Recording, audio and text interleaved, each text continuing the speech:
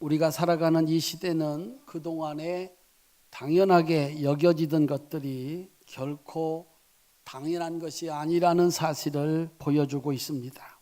그 중에도 결혼과 출산이 결코 당연한 일이 아니라는 것을 가르쳐 주고 있습니다.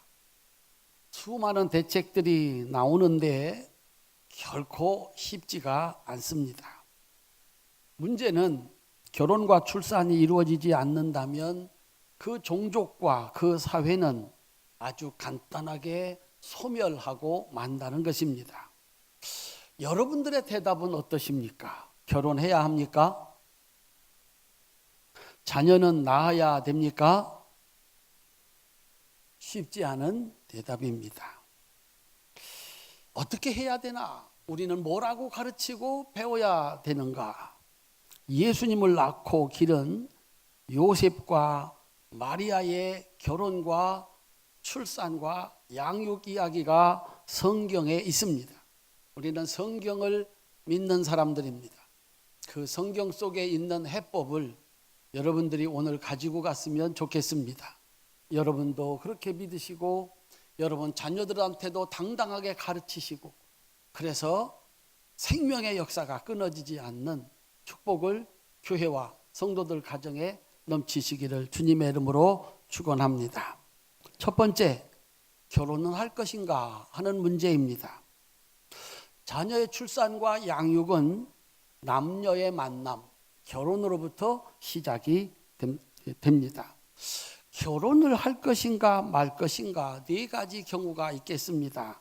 결혼이 당연한 경우, 그런 시대가 있었습니다. 그런데 지금은 결코 당연하지가 않은 것 같습니다. 두 번째는 결혼이 하고 싶은 경우입니다. 결혼을 하는 것이 자신의 삶에 이득이 된다고 생각할 때 아마도 결혼을 선택할 것입니다. 결혼을 하지 않는 경우입니다. 결혼이 자신 인생에 큰 손해가 될 것이라고 생각된다면 아마도 결혼을 하지 않으려고 할 것입니다. 네 번째는 결혼으로 큰 손해가 날 것이 불보듯 뻔한데 하는 경우입니다. 이것이 요셉의 경우입니다. 요셉에게 마리아와의 결혼은 지금까지 그가 쌓아온 모든 명성, 의로운 사람이라고 하는 그 명성을 잃어버리는 것이었습니다. 결혼도 하기 전에 자신과 상관도 없이 이미 임신을 한 약혼녀 마리아와 결혼을 해서 자식을 낳는다면 그것은 자신의 문제를 넘어서는 율법의 문제고 집안의 문제가 되기 때문에 그렇습니다. 그런데 요셉은 결혼을 합니다. 이유는 단 한 가지입니다. 따라합시다. 요셉은 의로운 사람이라. 의로운 사람 무슨 뜻인고 하면 오직 하나님의 뜻을 따라서 사는 사람입니다. 오직 하나님의 뜻을 따라서 사는 사람을 우리는 의로운 사람이라고 합니다. 요셉의 결혼은 하나님의 뜻입니다. 하나님의 명령입니다. 요셉에게 세상의 그 모든 것보다도 더 중요한 것이 하나님의 말씀입니다. 그래서 그가 의로운 사람입니다. 요셉에게 결혼은 하나님의 명령이었습니다. 그래서 결혼을 한 것입니다. 아이를 낳을 것인가, 결혼을 했으면 아이를 낳을 것인가를 결정을 해야 됩니다. 역시 네 가지 경우가 있겠습니다. 첫째, 당연히 낳는 것입니다. 그런 시대가 있었습니다. 그런데 지금은 당연한 것 같지는 않습니다. 두 번째, 낳고 싶은 경우입니다. 자식을 낳는 것이 자신의 일생에 큰 유익이 될 것이라고 생각할 때 자식을 낳겠다고 결심을 합니다. 세 번째, 낳지 않는 경우입니다. 자식을 낳는 것이 자기 일생에 너무 큰 손해가 날 것 같다라고 생각하면 자식을 낳지 않습니다.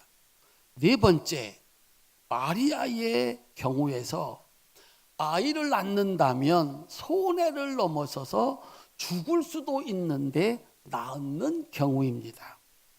마리아에게 임신과 출산은 사랑하는 약혼자에게 버림받는 일이고 율법에 의해서 죽임을 당하는 일입니다. 선지자 시므온은 이렇게 예언을 했습니다. 네가 아이를 낳아서 기른다면 그는 내 마음을 칼로 찌르듯이 하는 고통을 안겨줄 것이다 라고 예언을 했습니다. 낳겠는가? 그래도 낳겠는가? 그런데도 불구하고 마리아는 임신을 결정했습니다. 마리아의 임신과 출산을 가능하게 한 것은 누가복음 1장 38절입니다. 마리아가 이르되 주의 여종이오니 말씀대로 내게 이루어지이다. 따라합시다.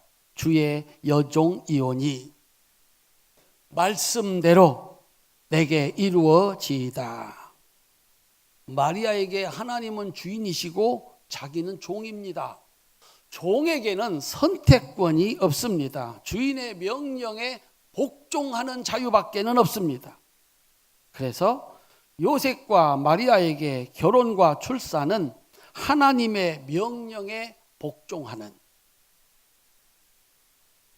하나님의 자녀로서 하나님의 종으로서 그 하나님의 명령에 순종하는 순종이었습니다. 그래서 그들이 낳은 분이 예수님이십니다. 낳았습니다. 따라합시다. 어떻게 기를 것인가?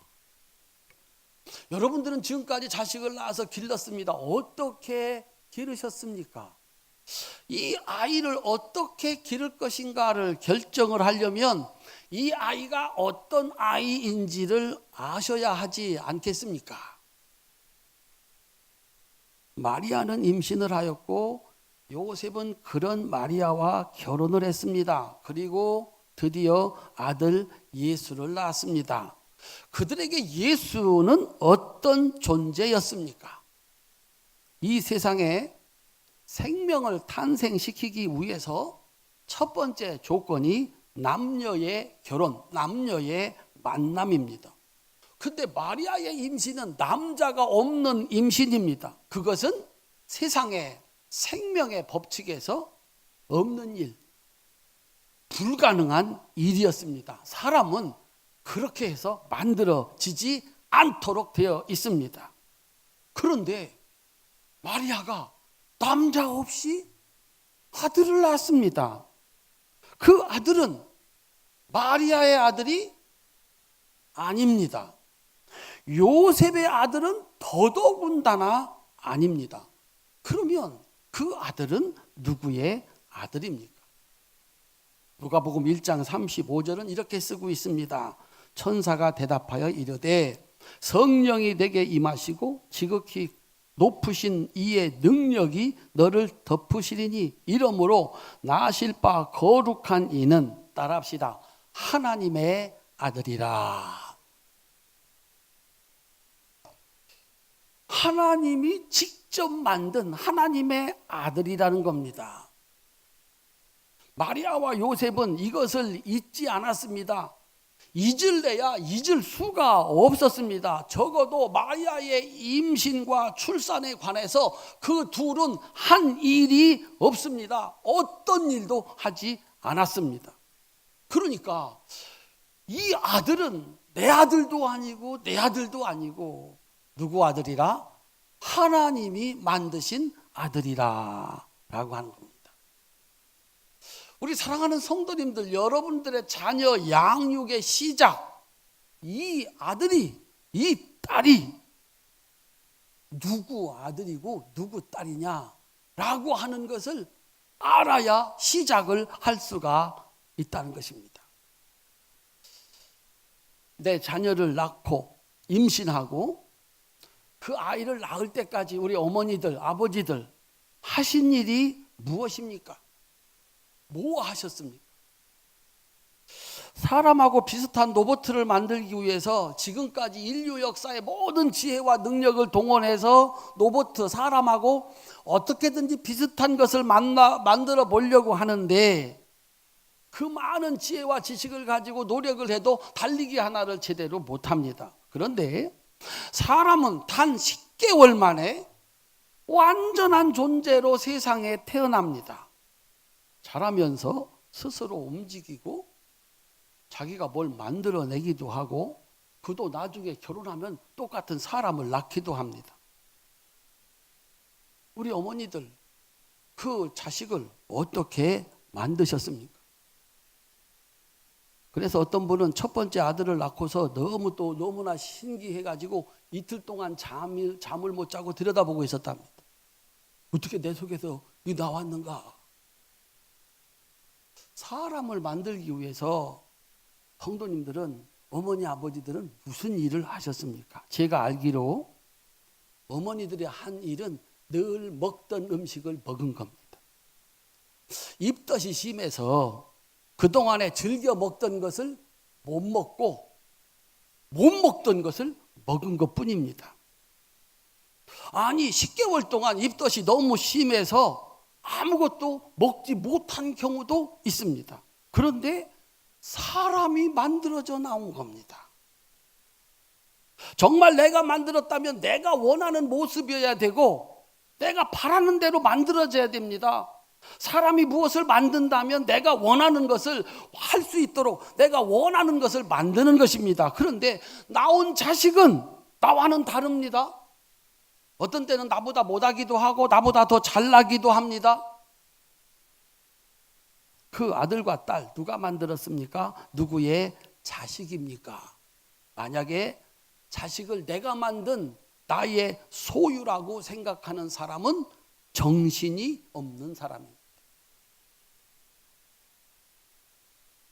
책상 하나도 만들지 못하면서 물건 하나도 만들지 못하면서 사람을 만들었다고 생각을 하는 건가? 그게 내가 만들고 나를 위해서 내가 어떤 일을 위해서 쓸 수 있는 써야 되는 나의 소유라고 생각을 하는가? 정신이 없는 사람입니다. 첫 번째 사람 아담, 하나님이 만드셨습니다. 두 번째 사람 하와, 아담의 갈빗대를 뽑아가지고 하나님이 만드셨습니다. 세 번째 사람 누가 만들었습니까? 아담과 하와가 결혼을 해가지고 그 둘이서 자식을 낳았습니다. 아담과 하와가 만들었나요? 아닙니다. 따라합시다. 세 번째 사람도 하나님이 만드셨습니다.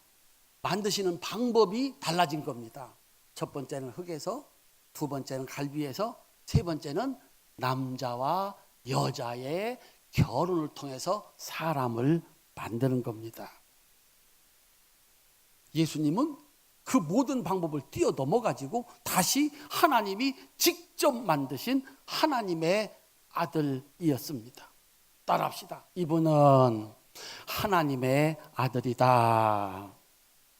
큰 소리로 아멘 합시다. 하나님의 아들이면 어떻게 키우셔야 하겠습니까? 따라합시다. 하나님의 아들로 키워야 합니다. 내 아들이 아니요. 내게는 목적도 있고 바람도 있는데 내 아들이 아니니까, 하나님의 아들이니까 하나님의 뜻을 따라 하나님의 바람을 가지고 양육해야 된다는 것입니다. 요셉과 마리아는 이름도 마음대로 못 짓습니다. 자기 백성을 구원할 자 예수라 하라. 그래서 예수입니다. 8일이 되었을 때 성전에 올라갑니다. 할례를 행합니다. 오늘 우리 유아 세례에 있는데 딱 좋은 날입니다. 할례가 무엇입니까? 이 아이는 하나님의 것이다. 세례가 무엇입니까? 오늘부터 나는, 이 아이는 하나님의 소유, 하나님의 것입니다 라고 하는 선언입니다. 그리고 그곳에 가서 할례를 하고 제사를 드렸습니다. 마리아의 자녀 양육의 시작. 이 자녀는 누구의 것인가? 누구인가? 라고 하는 것을 아는 것이었습니다. 내 자식 아니라 하나님의 자녀다. 내 아들 아니라 하나님의 아들로 키우는 것이 당연하다. 사랑하는 성도님들, 여러분들의 자녀도 하나님이 주신 하나님의 자녀들이십니다. 그래서 재미있게도 여러분들한테 우리 자녀들의 아버지 그러시는데요, 여기 오면 누구 보고 아버지라고 그래? 하나님 보고 아버지 이러십니다. 여러분의 자녀, 하나님의 자녀, 내 자녀로 키우는 것 아니라 하나님의 자녀로 양육할 수 있기를 주님의 이름으로 축원합니다. 두 번째, 하나님의 아들이니 따라합시다. 하나님의 사람으로 양육하라. 누가복음 2장 40절입니다. 아기가 자라며 강하여지고 지혜가 충만하며 하나님의 은혜가 그 위에 있더라. 이 아이가 성장하는데요, 강해졌대요. 그에게 지혜가 있었대요. 충만했대요. 하나님의 은혜가 그 위에 있대요. 그러한 사람으로 성장해 가더라는 거예요. 마리아가 한 일은 뭐죠? 마리아가 한 일이 뭡니까? 그에게 지혜를 가르쳤습니까? 그를 성장하게 했습니까? 그에게 하나님의 은혜를 갖다 부어 주었습니까? 마리아가 한 일은 하루 세 끼 밥해 먹인 것. 옆에 있는 분과 인사합시다. 밥이나 잘해 먹입시다. 그런데 예수님은 그 밥을 먹고 성장을 하는 겁니다. 자신의 일을 할 수 있는, 하나님의 일을 할 수 있는 그런 존재로 성장해 갑니다. 성장을 하는데 강해지고 지혜가 충만하고 하나님의 은혜가 그 위에 있더라 그랬습니다. 우리 성도님들 어떠십니까? 똑같은 땅에서 똑같이 자라는데 수박은 뭘 열립니까? 수박이 열리고, 참외는요, 참외를 열리고, 오이는 오이가 열리게 하고, 또 뭐 할까요? 토마토 씨를 심었더니 토마토가 신기하지 않습니까? 똑같은 땅에 똑같은 물을 먹고 똑같은 비료를 먹고 자라는데 뭐가 다른 겁니까? 뭐가 다른 겁니까? 씨가 다른 것입니다. 하나님이 정하신 것입니다. 사람은 하나님이 이 땅에 보내셨잖아요. 뜻이 있어서 쓰시려고 보냈을 때 그 속에 이미 다 들어있어. 우리 어머니 아버지들은 밥이나 잘해서 먹이세요. 이거 해라 저거 해라, 넌 이거가 돼야 된다 저거가 된다, 그러지 마시라는 얘기입니다. 밥해 먹이면 하나님의 바람이, 하나님의 소원이, 하나님의 뜻이 그를 통해서 이루어진다는 사실을 믿고서 자식을 키워라 라고 하는 겁니다. 하나님이 그를 세상에 보낸 목적을 알고 존중하는 것이 성경적 자녀 양육이다 라고 하는 것이죠. 세 번째, 따라합시다. 12살이 되면 그의 말을 들어라. 예수님 나 12살로 훌쩍 뛰어넘습니다. 12살이 돼갖고 어머니 아버지가 한 일이 뭡니까? 성전에 올라가서 예배를 드리러 올라갔습니다. 예수님이 졸래졸래 따라왔습니다. 그런데 이 3일 동안 이 절기를 마치고 돌아갔는데 따라오는 줄 알았더니 안 따라온 거죠. 이런 경우 있잖아요. 자식을 잃어버린 거예요. 얼굴이 새하얗게 질려서 3일 길을 올라왔습니다. 와서 봤더니 예수님이 세상의 시대의 납비들과 앉아서 묻기도 하고 대답도 하고 그러고 있는 거예요. 엄마가 너무 화가 나서, 야, 따라와야지, 여기 있으면 어떡해. 그랬더니 예수님이 뭐라고 말씀하십니까? 어머니, 내가 여기 내 아버지 집에 있어야 될 줄을 모르셨습니까? 엄마가 아들한테 따지려고 했다가 아들한테 혼났습니다. 여기는 내 아버지 집입니다. 내가 여기에 있어야 할 것을 모르셨단 말입니까? 유대인에게 여자의 나이 13살이 성인식입니다. 다 컸다는 거예요. 남자는 12살입니다. 여자는 12살, 남자는 13살입니다. 어디다 여자가 좀 우수한 것 같습니다. 그래서 여자는 12살에 성인식을 하고 남자는 13살에 성인식을 합니다. 근데 예수님은 12살 때 납비들하고 묻기도 하고 대답도 하고. 따라합시다. 내가 내 아버지 집에 있어야 할 줄을 모르셨습니까? 여러분들의 자녀들은 몇 살에 성인이 되셨습니까? 몇 살 때 성인으로 취급을 하셨습니까? 이스라엘 백성들은요 12살에 끝내는 거예요. 13살에 끝내는 겁니다. 가르쳐야 될 것 선생님들하고 앉아서 얘기하면 충분히 얘기가 가능한 정도로 성경 지식을 가르치고, 나는 지금 어디에 있어야 하는가? 주일이다. 나 지금 어디에 있어야 된다? 교회에 있어야 된다. 나 지금 이 시간에 어디에 있어야 되냐? 학교에 있어야 된다. 나 지금 어디에 있어야 되나? 일터에 있어야 된다. 그걸 스스로 결정할 수 있는 나이, 그게 성인입니다. 나이 30이 넘었는데도 내가 지금 어디에 있어야 되는지, 오늘이 무슨 날인지, 나는 어디에 있어야 되는지를 모른다면 성인이 아니다라고 하는 것이죠. 그래가지고 예수님은 12살이 됐을 때 나이만 먹은 것이 아닙니다. 신앙도 성장을 했고요. 내가 지금 어디에 있어야 되는지도 분명히 아는 독자적인 인격을 가진 자가 되어 있었습니다. 그래가지고 엄마가 야단을 맞았어요. 그때 따라합시다. 모치는 이 모든 말을 마음에 두니라. 사랑하는 성도님들, 12살 된 아들이 말을 하면 야단치지 말고 그 말을 어디에 두어라? 마음에 두어라. 엄마들이 말을 들으셔야죠. 아버지가 말을 들어야죠. 어느 때부터? 그가 있어야 될 곳을 알고 사리 분별을 하여 말할 때 내 생각과 달라요. 야단을 쳤어요. 아이가 고개를 바짝 들고 얘기를 합니다. 내가 지금 여기 있어야 될 것을, 이 일을 해야 될 것을 모르십니까? 라고 말할 때 이 지혜로운 여인, 믿음의 여인, 그 말을 아무도 귀담아 듣지 않았는데 마음에 두었다. 우리 활천의 성도님들, 어머니, 아버지들, 자녀들이 말할 때 마음에 담아둘 수 있는 은혜가 있으시기를 주님의 이름으로 축원합니다.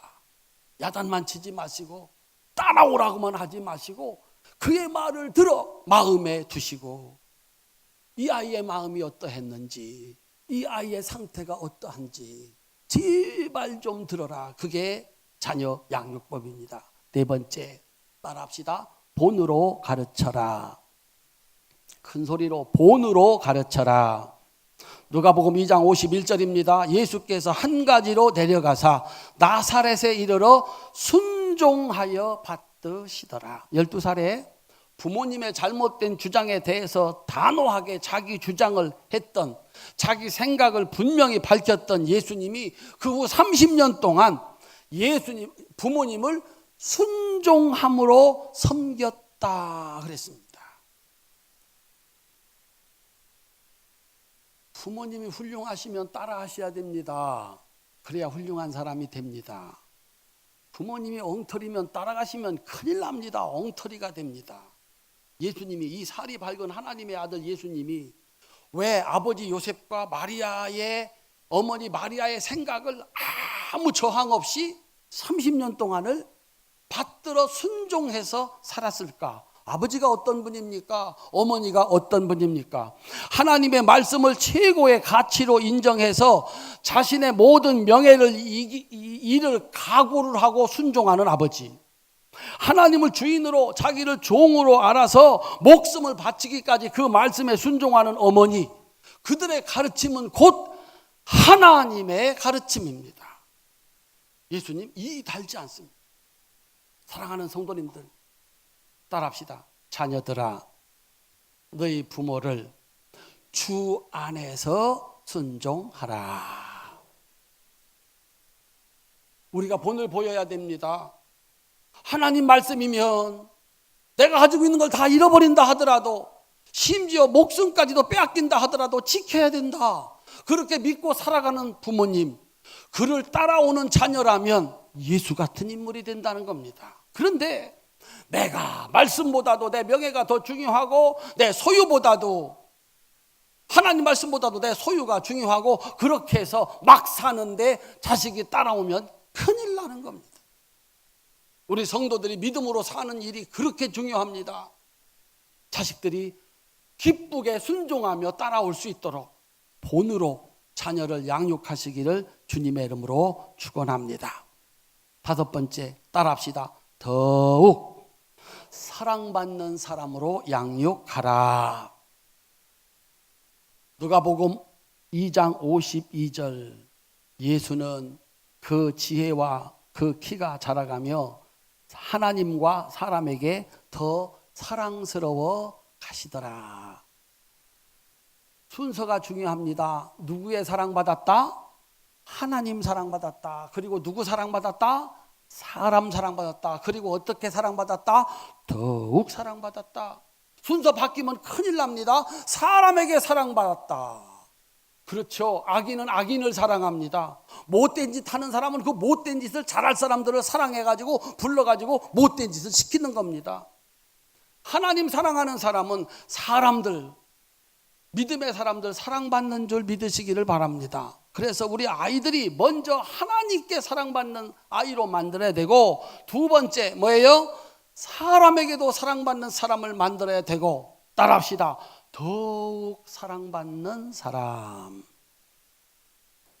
처음에는 잘해서 사랑을 해줬다니까요. 인정을 해줬다니까요. 그런데 어떻게 가면 갈수록 실망을 시키는 사람들이 있지 않습니까? 그런데 처음 잘해서 썼더니 점점 잘해. 그 사랑을 키워가는 사람들이 있습니다. 변하면 안 돼요. 한결같아야 되고 더 좋아져야 돼요. 우리 사랑하는 성도님들의 신앙이 그러하시기를 주님의 이름으로 축원합니다. 젊었을 때는 좋았는데 나이 먹어 시원찮다? 안 됩니다. 점점 더 사랑스러워가는 인생, 그렇게 양육했습니다. 마지막 6번째입니다. 따라합시다. 하나님의 아들이니 하나님께 돌려드려라. 요한복음 2장 4절 5절입니다. 예수께서 가라사대 여자여 나와 무슨 상관이 있나이까? 내 때가 아직 이르지 못하였나이다. 그 어머니가 하인들에게 이르되 너희에게 무슨 말씀을 하시든지 그대로 하라 하니라. 예수님 나이 30. 나 이제 당신 아들 아닙니다. 여자여. 예수님이 선을 확 긋습니다.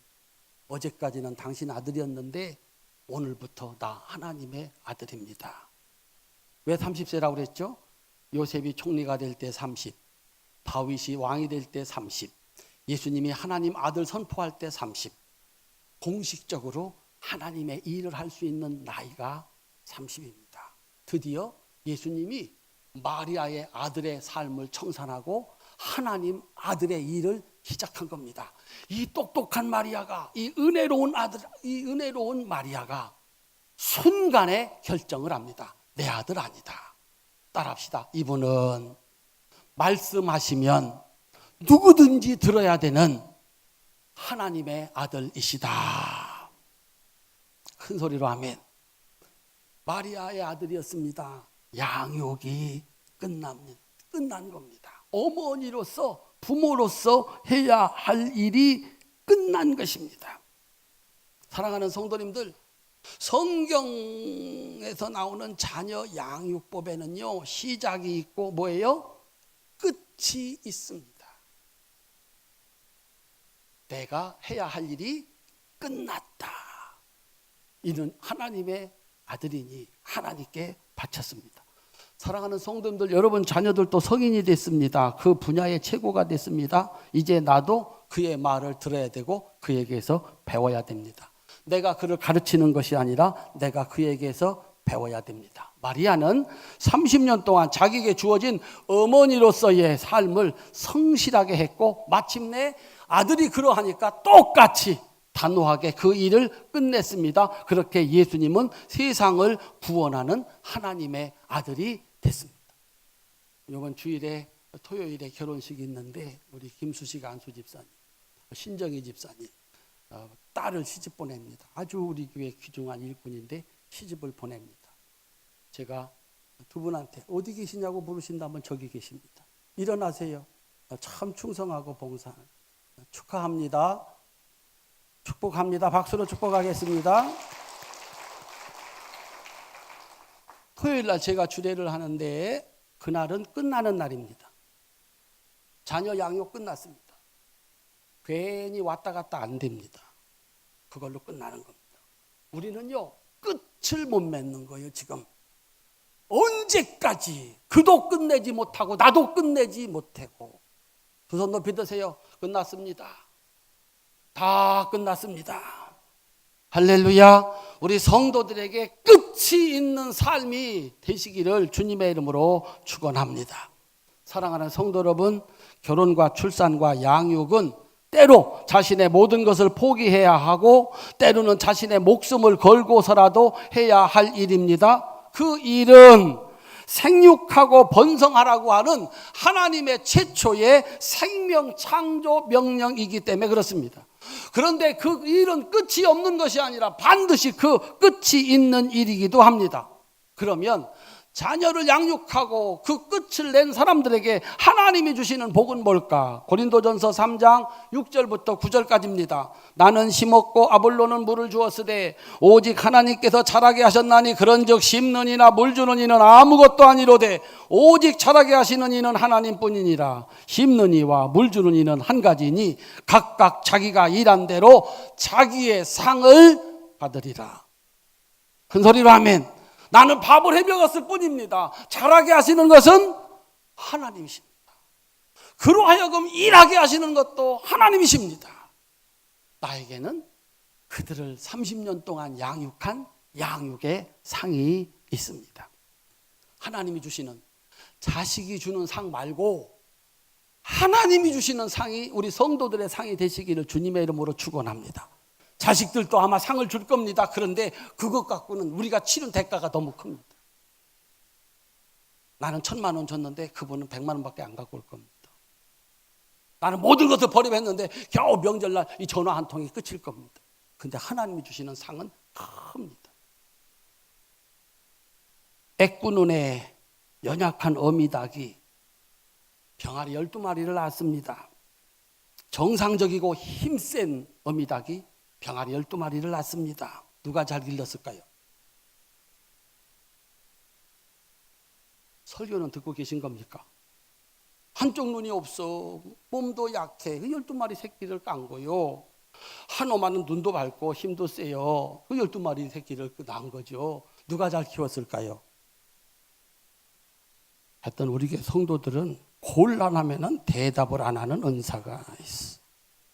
애꾸는 어미닭은 뭘 물어다 주지도 못하고 돌보지도 못해요. 그러니까 12마리는 어렸을 때부터 눈이 반짝반짝반짝하는 거예요. 엄마 틀렸다. 엄마한테 기대하는 건데 틀렸어. 어디 가서 있나 보고 가서 내가 묵어야지. 그래가지고 빨빨빨빨빨 돌아다니면서 자기가 찾아먹기 시작한 거예요. 이야, 실력자가 돼가지고 잘 자랐다는 얘기예요. 그런데 힘센 엄마, 눈이 되게 똑바로 있는 엄마는 미리 알고 가서 잡아주고 또 갔다가 이리 데리고 가고 저리 다 잘 키웠어요. 누가 잘 키웠을까요? 네? 따라하세요. 둘 다 잘 키웠다. 미리 알고 잘 잡아줬으니 먹고 튼튼하게 컸고 돌볼 힘이 없었지만 지가 알아가지고 어려서부터 능력 있고 힘 있는 자로 성장을 해서 잘 자라가지고 삼계탕이 됐다는 아름다운 얘기가 있어요. 자녀 양육은 하나님과 동역입니다. 동역. 그것을 아는 부모라고 하면은 자신의 능력과 상관없이 자식을 잘 키워내게 될 줄로 믿으시기를 바랍니다. 오늘 어린이 주일입니다. 내가 하는 이 자녀 양육이 하나님과 동역, 동업이라는 걸 알고 근심 걱정 대신 감사와 찬송이 있으시기를 바랍니다. 따라합시다. 내가 다 해주지 못하는 거 누가 하신다? 나만 아버지인가? 저분도 아버지야. 너무 근심하지 마라. 너무 걱정하지 마라. 여러분들은 믿음 생활 잘하면서 하나님 앞에 기도하면서 본을 받아 하나님 믿음을 따라 살아서 자녀들에게 본이 되면 족하다라고 하는 거예요. 마리아의 자녀 양육법으로 살펴본 바와 같이 성경적 양육법으로 부모의 마땅한 수고에 하나님이 축복하심으로 우리 성도님들은 하나님의 동역자로 생명 창조의 축복과 상을 함께 누리시기를 주님의 이름으로 축원합니다. 결혼하기를 주저하는 자녀가 있거들랑 야 걱정하지 마라. 아이 낳기를 힘들어하는 그런 자녀가 있거들랑 걱정하지 말어. 하나님이 함께 하셔. 하나님이 도우셔. 하나님도 그들의 아버지셔. 우리 성도들이 이 은혜와 축복 속에 사시기를 주님의 이름으로 축원합니다. 기도하겠습니다.